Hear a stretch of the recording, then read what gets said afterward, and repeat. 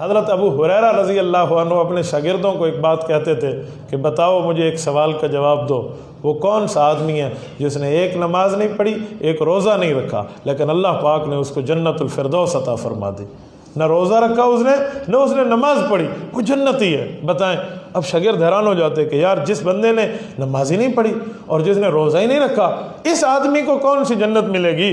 حضرت ابو ہریرہ فرماتے وہ حضرت اسیرم ہیں رضی اللہ عنہ۔ وہ کون تھے؟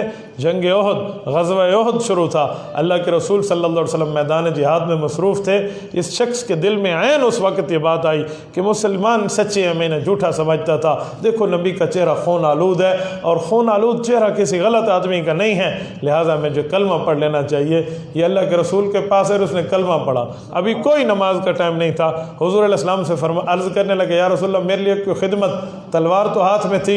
حضور نے فرمایا میدان جہاد میں ان مسلمانوں کی امداد کے لیے چلے جاؤ۔ انہوں نے تلوار ہاتھ میں اٹھائی اور میدان جہاد میں گئے، حضور کا دفاع کرتے ہوئے دنیا سے چلے گئے۔ نہ نماز کا ٹائم آیا، نہ روزے کا ٹائم آیا، اور جب ان کی میت کو اٹھا کر حضور پاک کے قدموں میں لایا گیا تو اللہ کے رسول نے فرمایا دیکھو اس کا عمل بہت چھوڑا ہے، اس کا اجر بہت بڑا ہے، نہ اس کو کوئی نماز کا ٹائم ملا، نہ روزے کا ٹائم ملا، لیکن اللہ نے اس کو جنت الفردوس عطا فرما دی۔